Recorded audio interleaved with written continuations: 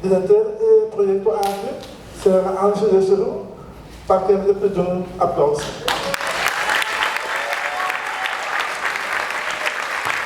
Está sendo que na ano 2000, papiamento a escola na Corsol para promebia como matéria obrigatória, para celebrar esse aí, nós pensamos para vir com uma competência, carregar para a escola.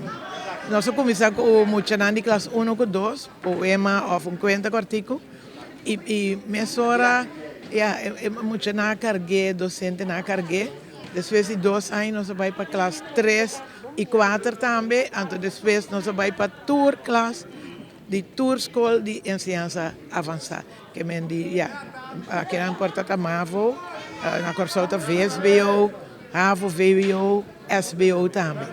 E mandando nosso colega Elvira Bonafassa, dessa noite, a receber o prêmio também de língua materna do Unesco, de 2 de março de 2021, e certa tornar a importância do projeto ARTE. E penso que o projeto ARTE tem para conosco o idioma materno. Uau, me não pode descrever. É assunto da papiamento da único idioma crioulo que tem tanto prestígio, que turgente da papiena é país que Aruba, Bonaire, Corsol não tem distinção de rango, de color, turgente da papiena para sentir parte do povo.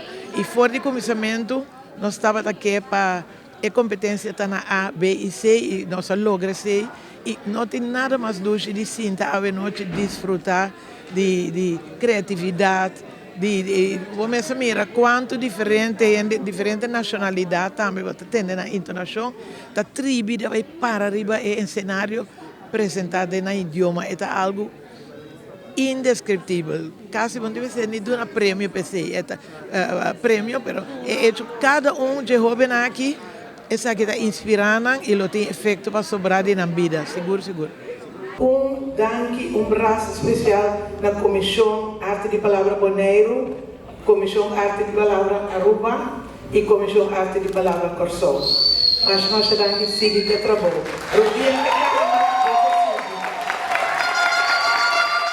Seguro.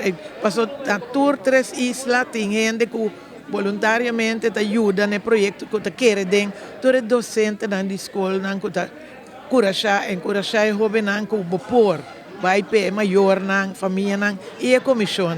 E finalmente na Aruba, para acolher-nos assim, com tanta hospitalidade, e que nós estamos looking forward para outro ano, nós recebemos Aruba com Bonaire na Corsol.